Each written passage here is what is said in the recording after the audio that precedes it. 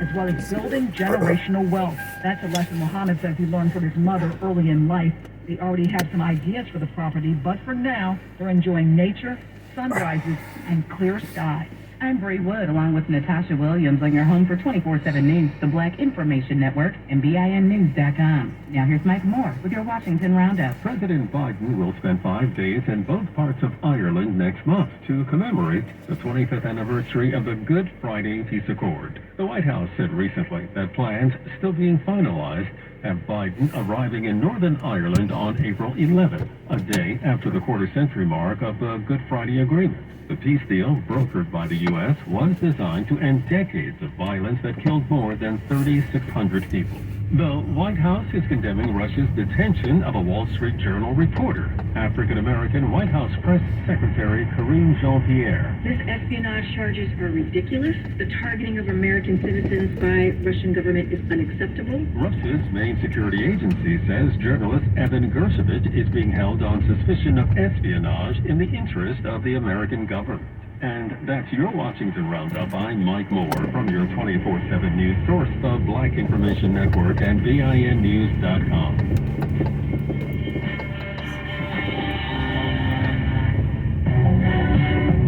The Bay Area's BIN 910 is powered in partnership with Direct Relief and Chevy. Thank you for partnering with a purpose on the Black Information Network. iHeartRadio goes one-on-one with John Legend about where he gets the stories behind his songs.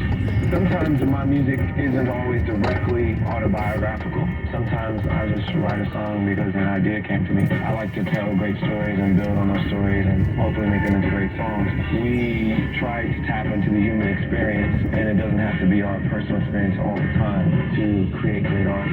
Keep listening to iHeartRadio for more from your favorite artists. The National Medical Association is the collective voice of African American physicians. The NMA focuses primarily on health issues related to African Americans. Learn more at nmanet.org. Looking for ways to support your community? 51% of all food programs in the Feeding America Network are volunteer-run. Learn more about how you can play an important role in ending hunger at feedingamerica.org. I'm Carrie McCready. And I'm Kevin Brown, and you're home for 24/7 News, the Black Information Network. Alden Bragg, a former New York State and federal prosecutor, became a household name when he made history as the first black district attorney in the Manhattan DA's office. The indictment of former President Trump has been sealed and will be revealed soon. Following the news, Trump called the action political persecution and election interference at the highest level in history. The case involves the $130,000 hush money payment made by Trump's former attorney Michael Cohen to adult film star Stormy Daniels ahead of the 2016 presidential election. Before he was sworn in last year, Bragg already had cases related to Trump and other notable names under his belt as state chief deputy attorney general. Some of former President Donald Trump's staunchest critics in the Democratic Party weighed in on his historic indictment by a Manhattan grand jury. Black Representative Maxine Waters of California is the top Democrat on the House Financial Services Committee. She tweeted out how she's always predicted that Stormy Daniels would be Trump's downfall, and added that sometimes justice works. Representative Adam Schiff, also from California, and the lead Democrat in Trump's first impeachment trial, said he believed justice was served.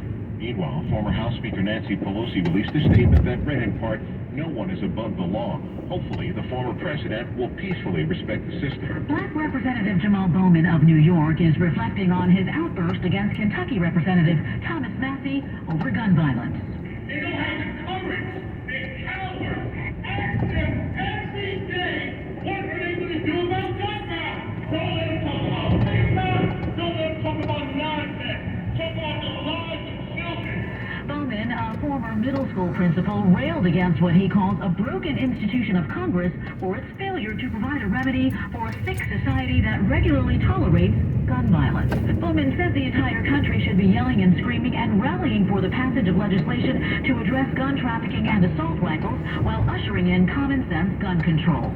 Ugandan leader Yoweri Museveni's son says he would send troops to defend Moscow in the event of an imperialist threat.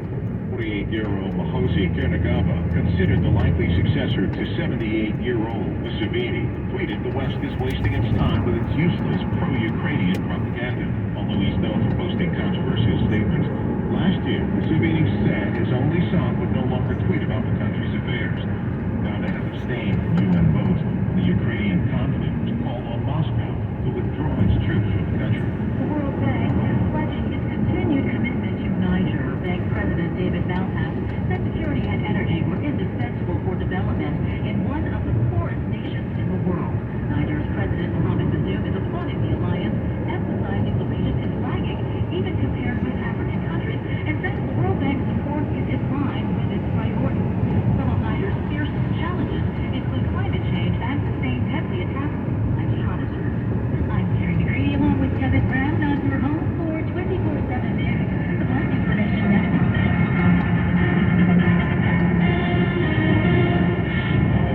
Time now for traffic and weather. On the Bay Area's BIN 910. Heavy traffic on the Denmark Bridge, the culprit of stall taking out your right lane. 84 westbound right before the midspan in the Richmond, 580 westbound at Central Avenue. There's smoke from a grass fire. Highway that's drifting up over the lane. That's causing cars to slow it down. So traffic is snarled there right now. San Mateo Bridge, 92 westbound, Terminal Center and the West End. 16-minute slowdown over to the Oakland Passenger Stop. So 5 minutes. 580 westbound, 205 and Oakland Road. Westbound 205 heavy from beyond the 11th Street merge. And traffic is pretty solid in Vallejo right now. 57 westbound between the Mare and the Christopher Lane merge. You're also slow and go out to Sonoma Raceway. Checking Bay Area weather. Saying hello to some sunshine. That's the good news. But it is windy and cool. Highs ranging from just low 50s at the coast to 58 inland. With Bay Area traffic and weather. Yes, summer is on the Black Network. Power of information. Blackness here and now. Bay Area's BIN 910. I'm Doug Davis on your home for 24/7 News. San Francisco's BIN 910. Veteran Black Congresswoman Barbara Lee just received a huge nod from a major political influencer. NBC Bay Area reports Silicon Valley Congressman Ro Khanna has officially endorsed Lee in her bid for the U.S. Senate. Here's Congresswoman Lee as she addressed supporters in Oakland during her campaign kickoff speech not long ago. Only 2 black women have served in the United States Senate since 1789. So when someone tries to tell me that a black woman of my age, all the experience I bring to the table, can't win a fight, I just smile to myself and I say, watch me. In his official statement, Khanna wrote, quote, "I'm excited and proud to endorse my good friend Barbara Lee for U.S. Senate. Barbara is a progressive leader California needs right now, and her solid record as one of Congress's most outspoken champions of justice speaks for itself." Rumors swirled around political circles in the Bay Area that Khanna may run for the seat. With all the talk surrounding San Francisco's proposal to put $5 million in reparations to black residents, a California State Reparations Task Force met up for a few days in Sacramento to finalize its recommendations to the state. The task force, however, will not submit suggestions on how much black California residents will get paid. Chairwoman Camila Moore said that responsibility lies with state lawmakers. I spoke to Moore exclusively about it. We were required to advise the state legislature on the methodology around compensation, which means identifying who should be eligible. We pretty much make the argument that there's state culpability, thus there needs to be compensation from the state, in total valued at over $800 billion. Moore said the advisory board also approved draft sections related to non-compensatory policy recommendations. The task force will meet again in May with the final meeting set for June 30th, one day before the deadline of July 1st. Another milestone as California bounces back from its driest 3 years ever. A new map update shows that more than half of the state is no longer in a drought thanks to heavy rain and historic snowfall. The number is now 45% considered abnormally dry. 7 days ago, it was just 51%. Change means the drought is officially over for the entire San Francisco Bay Area. A black woman who went through some pretty tough times is giving back to a women's shelter and sharing her story of pain and triumph to help others in similar circumstances. NBC Bay Area reports Lisa Mae Rowley was a victim of domestic abuse, and after abusing drugs and alcohol to numb her pain, she eventually found herself homeless. After pulling herself out of poverty, she is now a peer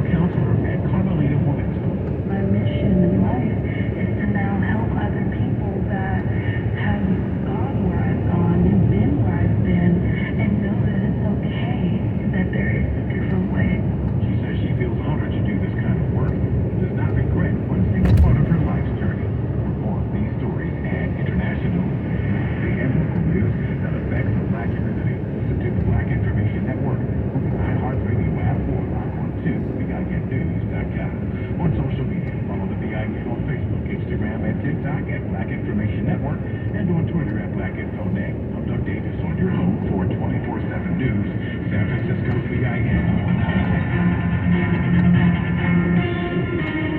Telling our stories is more important than ever, and the NABJ is committed to training and supporting Black journalists, media professionals, journalism students, and educators. Learn more at nabj.org. Black news impacting your town. Your world, the Bay Area's BIN 910.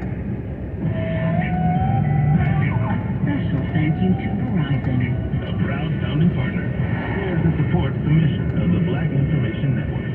In 1949, station WDIA in Memphis, Tennessee became the first to employ an all-black on-air announcing staff, broadcasting blues, gospel, and various talk programs. Acquiring the right to broadcast at a higher wattage, the station boosted their signal from 250 to 50,000 watts and was now capable of reaching as far north as Missouri and as far south as the Gulf Coast. That range included about 10% of the black population of the United States, which in turn garnered substantial advertising revenue. Influencing every black radio station to follow, WDIA assigned itself the moniker the Mother Station of Negroes. It also earned the nickname the Good Bull Station because it broadcast public service bulletins. Later that year, WERD in Atlanta began broadcasting as the first black-owned radio station. Powerful AM stations such as WLAC in Nashville began broadcasting black-oriented news and rhythm and blues music across entire regions of the United States, drawing both black and white audiences. And that's a fact. I'm Big Sue on the Black Information Network. Get the stories that matter. The Justice Department and the Mississippi Bureau of Investigations are investigating the Rankin County Sheriff's deputy with the perspective you want. Suicide activist Randall Robinson has died after a battle with pneumonia. If it's 24/7 news you can trust. The Florida couple, Abigail and John Dickens Toussaint, are being held captive in Haiti. It's the Black Information Network. The Bay Area's BIN 910 and on the iHeartRadio app. A special thank you to CVS Pharmacy. A proud founding partner who shares and supports the mission of the Black Information Network. Released in 1995, Ngozi Onwua's Welcome to the Terror-Dome was the first theatrically distributed British feature film directed by a black woman. Inspired by Public Enemy's song of the same name, the movie is part Afro-futurism, part political cinema, part Greek tragedy. Welcome to the Terror-Dome is set in the past and the future, from enslaved people on a beach to the McBride family trying to navigate life in a state-sanctioned slum, where all blacks are forced to live and where police brutalize inhabitants while ensuring all guns and drugs stay in the Terror-Dome. Onwua's unflinching and unapologetic view of race relations and how little has changed was out of step with the 90s movie establishment. Variety called it a low-budget spitball of militant black mansplaining. Made on a shoestring budget over the course of 3 years, Welcome to the Terror-Dome is now seen as a grainy, gritty, angry, and not totally inaccurate commentary that was a quarter of a century ahead of its time, making it another essential black film. I'm Weston Tishon for the Black Information Network. 23andMe's African American Genetics Project study revealed that 48% of black Americans wish to learn more about their genetic history, but worry about the security of their DNA. We asked 23andMe's Chief Privacy Officer Jackie Cook what policies 23andMe uses to ensure that customers' DNA information remains secure. From the company start in 2006, we've always put consumer privacy first. Trust is absolutely core to what we do and critical to our relationship with each of our customers. We work hard to provide our customers with meaningful choices, and we provide them with important information they need to know in order to make sure that their choices are informed. We also work really hard to be transparent about our data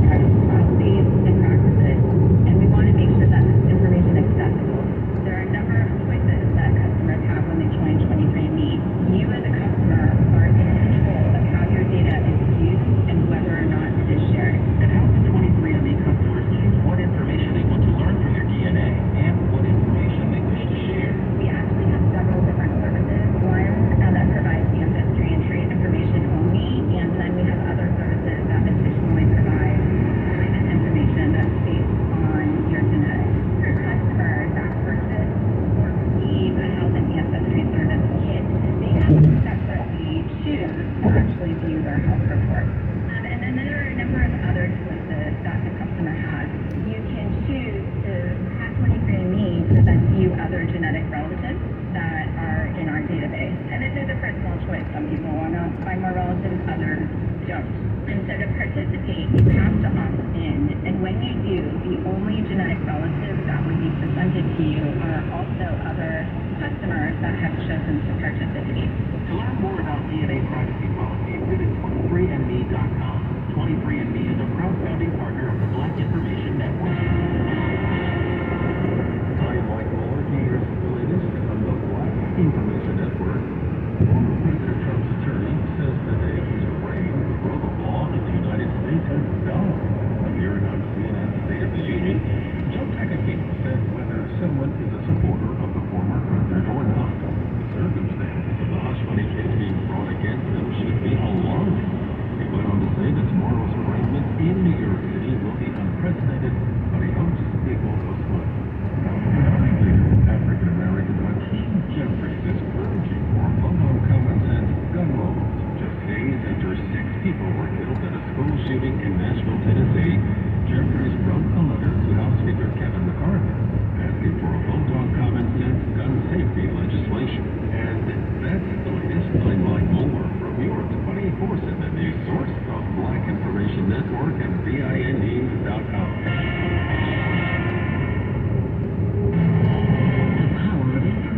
Keeping you up to date on the Black Information Network. Bay Area, BIN 910. Sports on the Black Information Network. The LSU Tigers are champions of women's college basketball. They took down the Iowa Hawkeyes in Sunday's national title game in Dallas, 102-85. So I knew going into this game, Iowa wouldn't be able to guard us the same how they guarded South Carolina. We just had to breathe the defense and, make the right plays. The South Carolina Gamecocks came up short in their bid for a repeat. We're not bar fighters. We're not monkeys. We're not street fighters.